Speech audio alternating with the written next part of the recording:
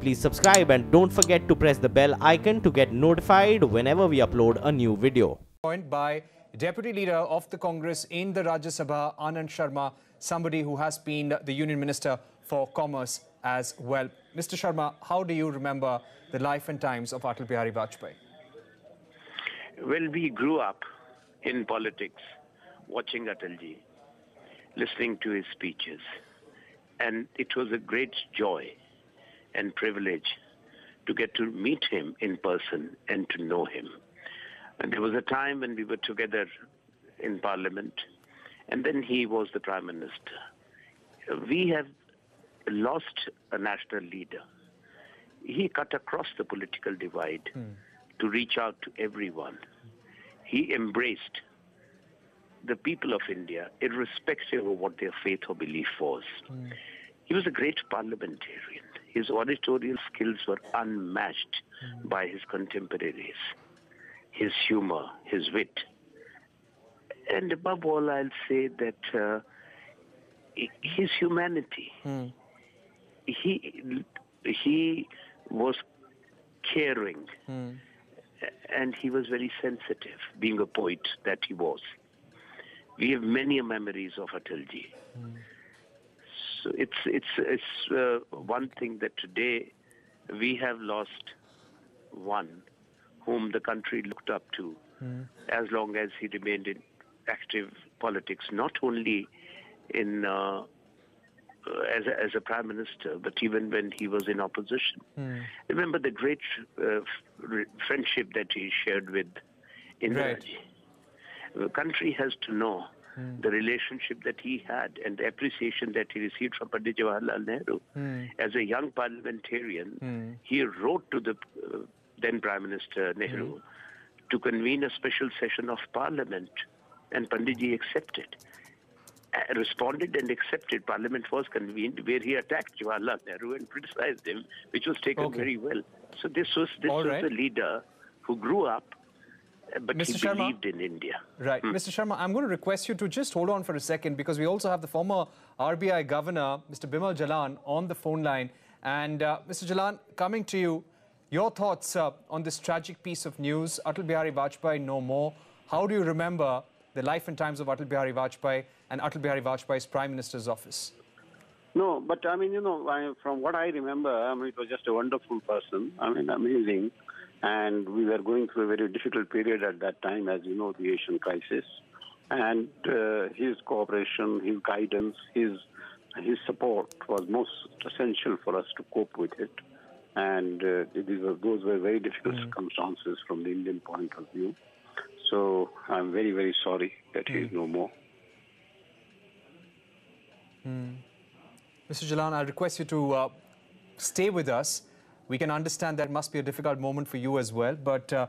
Anand Sharma, coming to his relationship with the opposition, we hear his speeches, and when we were watching his speeches today and we were preparing our broadcast, we saw him as somebody who always took on the opposition, but he was never personal. He had the ability to take everyone along. Would you agree? Absolutely. Even if he sharply attacked his political opponents, disagreed, because his wit, his retorts, his repartee were legendary. But it was done with great elan, but also, I'll say, in a very endearing manner. There was no way that his opponents will not listen to his words. He had no bitterness. He was never personal.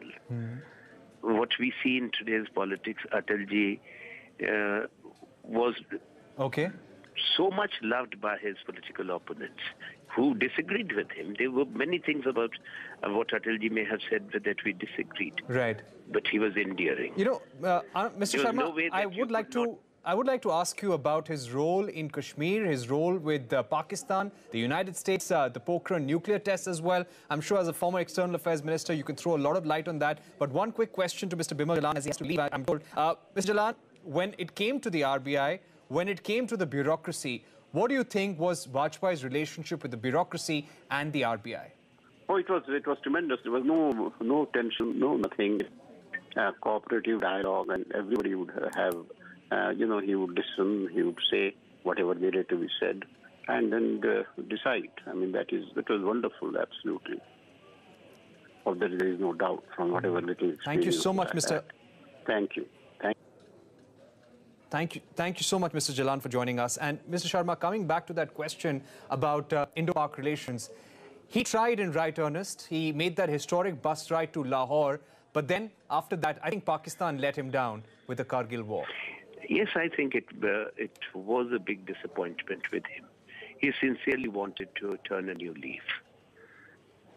But, well, there were things which were beyond his control. That's the Pakistani ISI and the army.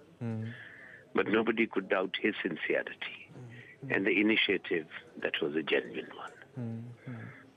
Do you think, sir, that the Pokhran nuclear tests too, when they took place, and kind of sanctions, the pressure that we saw from the United States, that was probably one of the toughest moments for his government?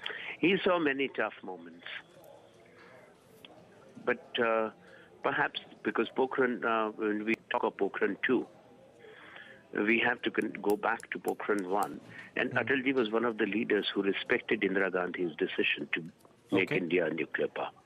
You know, his praise for Indira ji, whether it was then or during the Bangladesh liberation, is etched in India's history. That it is something which is very rare, the kind of praise that we had, that he had for Indira Gandhi. Absolutely. Mr. And Sharma, the relationship that he enjoyed with her. Absolutely. Mr. Sharma, we'd like to thank you for joining us, sharing your perspective on this tragic piece of news. Atal Bihari Vajpayee no more. For those of you just joining us, he passed away at 5:05 this evening. He had been ailing for the last 9 weeks at the All India Institute of Medical Sciences. Ajay Singh, chairman of SpiceJet, joining us on the phone line. Mr. Singh, thank you very much for speaking to CNBC TV18. Your thoughts on the demise of Atal Bihari Vajpayee? Look, it's a huge loss for the country. I think undoubtedly Atalji was one of India's greatest sons and one of its greatest leaders since independence. I think, his words and his deeds have inspired hundreds and hundreds of millions of Indians. And actually, I really think that he made us proud to call ourselves Indian. I actually had the good fortune of spending some time with him, and I'll always be grateful for that. And really, I think that the fact that India can aspire to be a world leader today is owed in a large part to his leadership and vision. Right. Mr. Singh, thank you very much for joining us. And if I could request you to hold